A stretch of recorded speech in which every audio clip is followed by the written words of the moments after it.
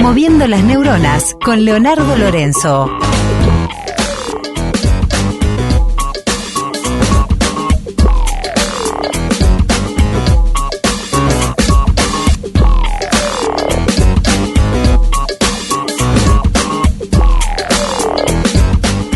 Y es el momento de mover las neuronas. 3 temas que hoy se vinculan: el plan Ceibal, el ciberataque mundial y el denominado nudismo digital. ¿Qué tan avanzados estamos en eso?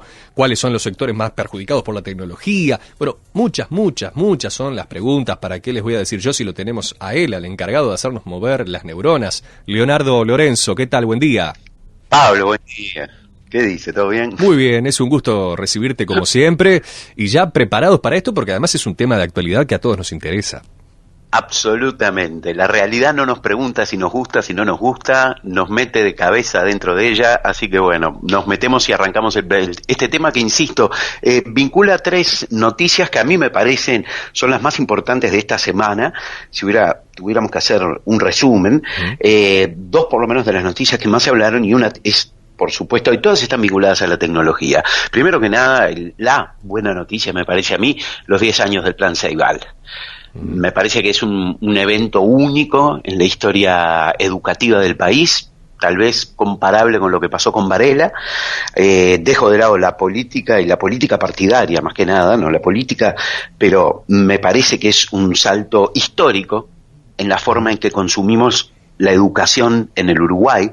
Es un salto histórico. 800.000 computadoras hay hoy funcionando en las manos de los niños uruguayos. Hay un 100% de conectividad en las escuelas públicas.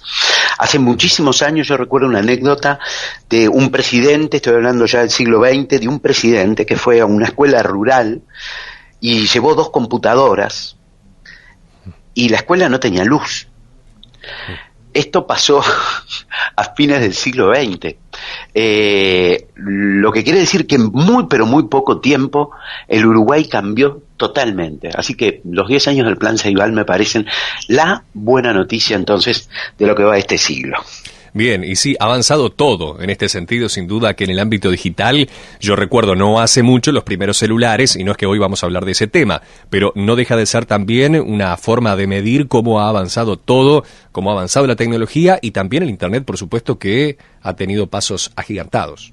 Se invirtieron los roles, el plan Ceibal cambió el pizarrón. El maestro dejó de estar al frente de la clase para estar al lado del alumno. Con lo que eso significa, son apenas unos metros de distancia, pero es diferente tener a alguien al frente que tener a alguien a tu lado. El vínculo con el alumno cambió a raíz de las pantallas. Esas pantallas, esas computadoras no solo son un sistema de transmisión de conocimiento, sino también de inclusión. El niño ya no aprende de los padres, sino que también le da clase a los padres. Para darnos cuenta de la verdadera dimensión del plan Ceibal, efectos que todavía ni siquiera estamos pudiendo medir, pero insisto que es como, no sé, la llegada de la luz eléctrica para los uruguayos. Sin duda, exactamente, sí. Ese es uno de los temas, pero también han habido otras 2 noticias importantes que se vinculan. Como siempre decimos entonces, y para que la gente mueva las neuronas, ahí están las preguntas que para hacer justamente esa reflexión. Sabemos que tenemos vías de contacto además con la audiencia para que lo hagan, ¿no, Pablo? Sí, exactamente. Nuestro WhatsApp, que es 091-687-064, se los repito, 091-687-064, o si no, nos pueden enviar un mensaje de texto, la palabra FM más un mensaje al 11411. Muevan las neuronas con nosotros. La noticia que nos dispara las siguientes preguntas: ¿qué es el nudismo digital? Yo confieso que inventé este término, el nudismo digital, porque es lo que se viene. Pero ¿cómo llegamos al nudismo digital? La noticia que nos llega esta semana es la del ciberataque mundial, de este virus de ransomware que secuestra los datos de la empresa que se le cruce. Cambió también absolutamente todo. Imaginen ustedes, si el Ministerio del Interior ruso se puede hackear, ¿qué información no van a poder hackear? La nuestra, la de todos. Es increíble. ¿Está bien? Es que cuando empezó este virus... Claro, cuando empezó todo esto uno siempre pensaba que en Internet, o al menos yo lo veía así, siempre te estaban mirando, siempre te veían, no podés hacer una compra con tarjeta de crédito en Internet, cuando estoy hablando hace 10 años, porque te sacan los datos de la tarjeta. Uno siempre tuvo cierta paranoia, después empezó a aflojarse y ahora ve que, bueno, teníamos razón, ¿no? Les pregunto a la audiencia, para empezar a mover las neuronas, ¿se acuerdan cuando éramos chicos y nuestros mayores nos decían, no te acerques tanto al televisor que vas a quedar ciego? ¿Se acuerdan? Sí. Hoy por hoy, los adultos pasamos 8 horas frente a un monitor, en muchos de nuestros casos, ya sea un celular, ya sea una computadora. El miedo a esa primera tecnología estuvo siempre. El televisor, a la gente le desconfiaba. A los microondas eran poco más que fabricados por el demonio. Es cierto. Y hoy por hoy, ¿quién nos hace microondas, comida en microondas, lo que sea, con plástico, sin plástico, no se importa nada? ¿Cuántas leyendas urbanas surgieron a partir del microondas? Yo recuerdo unas cuantas, seguramente vos también. Totalmente. Entonces, bueno, con este tema de los ciberataques, insisto, vos decís, ¿quién me puede haber afectado? A mí me afectó directamente. De hecho, yo pensaba ir con mis hijos a ver Piratas del Caribe 5 y Cars 3, que hemos venido siguiendo paso a paso, la 1, la 2, íbamos a la 3, y resulta que no podemos porque los hackers secuestraron las películas a Disney, nada más y nada menos. Es increíble. Y amenazan con ir mostrando un poquito, ir mostrando hasta que pueden hacer perder millones. Realmente, ¿no? A mí me dejaron sin cine, yo es lo que te puedo decir. Afecta a todos. Por otro lado, todos nos protegemos digitalmente, o sea, tenemos cada vez más claves, pines, tenemos códigos, cédulas, captchas, usuarios, contraseñas, lo que quieras. O sea, de alguna manera, ¿no estamos viviendo como enrejados en la web? ¿No estamos poniendo una gran cantidad de alarmas, de rejas, de muros, de alambres en la web? Porque sí, porque nos tenemos que proteger, eso es lógico, ¿verdad? Sí, es cierto, pero al principio las contraseñas no tenían tantas complicaciones. Hoy en día uno quiere poner una contraseña y te dice, no, tiene que tener mayúsculas y minúsculas, y también tiene que tener números. Uno termina poniendo algo que después ni se acuerda, y aparte de eso hay que poner una imagen secreta, y aparte de eso hay que poner un PIN, y claro, es mucho más, o se intenta ser mucho más seguro que antes. Exactamente, se intenta ser más seguro que antes, pero, y ahí entramos en nuestro tema, el nudismo digital, exactamente como vos lo decís, pero nos cubrimos tanto por un lado y por el otro practicamos el nudismo digital. Mostramos absolutamente todo. Yo en este momento, mira, entrando absolutamente en vivo a la página de Facebook, encuentro, primero que nada, que alguien que me dice que tiene gripe, ¿no? Y que está en cama y que no ha podido trabajar. O sea, ya de acá puedo inferir una gran cantidad de información. Alguien me dice también, por ejemplo, que hace 8 meses que dejó de fumar y que está muy contenta y que el proceso ha sido muy largo, etcétera, etcétera, y mucha gente... Estamos contando todo. Sí. Porque no se lo contamos a un amigo, a un pariente, se lo estamos contando al mundo. Es cierto. Y sobre todo cuando uno se va de vacaciones, falta decir la casa está sola, pasen tranquilos, ¿no? Y empieza a subir. Esa es otra. Entonces digo, por un lado, ¿para qué ponemos claves si ponemos absolutamente todo? Esa es la pregunta. ¿O por qué nos exhibimos tanto? Esta es me parece la pregunta central de la columna de hoy. ¿Por qué nos gusta exhibirnos? Sí, yo me pregunto también porque a veces uno ha llegado a presenciar incluso peleas, discusiones matrimoniales o familiares en Facebook y uno se pregunta, ¿no se dan cuenta que todo el mundo lo está viendo? A mí hasta me da hasta pena, me da hasta vergüenza leerlo, pero es inevitable porque lógico, uno quiere ver cómo va a ser el desenlace.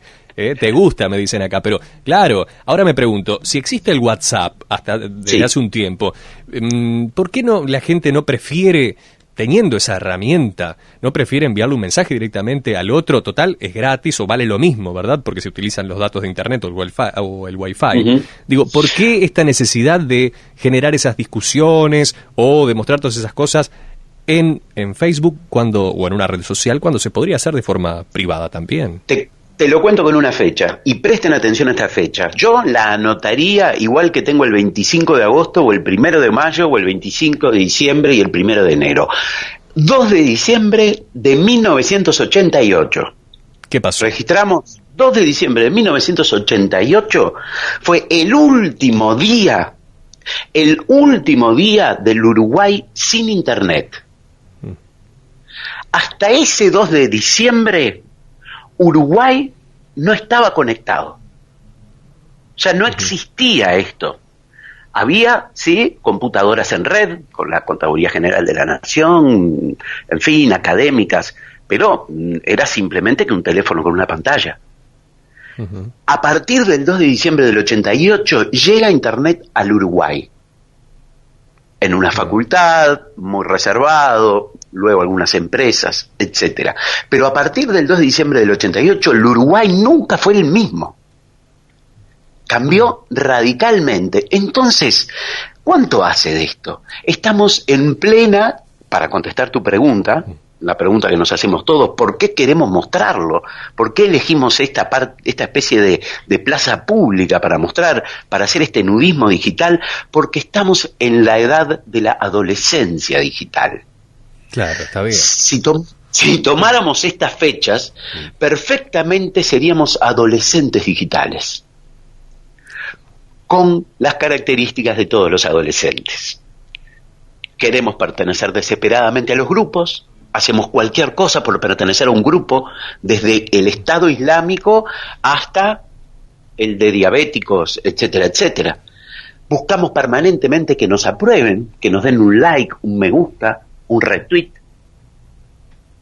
El humor de nuestro cambia de acuerdo a los likes o los retweets que me dieron. Nos preocupa la imagen. En fin, estamos transitando la adolescencia digital. Y eso es bueno, es malo, ¿qué es lo que viene después? Porque después de la adolescencia digital va a venir la adultez digital. ¿Cómo será esa etapa? Exactamente, por lo que dicen, por ejemplo, los expertos, Genis Roca, que es un arqueólogo español, además muy informado, que trabaja sobre la interpretación del uso de las tecnologías, él dice que la red se está cerrando, que a través del WhatsApp, como vos decías, y de mensajes por privado, empezamos ya a comunicarnos nuevamente sin pasar por la plaza pública. Según él, y de acuerdo a las estadísticas, está viendo que la red empezó a cerrarse y a convertirse cada vez más en privada. Porque vos fíjate, yo te pregunto, si dentro de 10 años alguien que nos escucha ahora y tiene 12, va a buscar trabajo, la empresa a la que vaya a buscar trabajo seguramente ponga su nombre en Facebook. Y ahí aparece la vez que se emborrachó con los amigos, y si fue a la Ámsterdam y se peleó en el estadio, etcétera, etcétera. Estamos mostrando todo ¿a quién?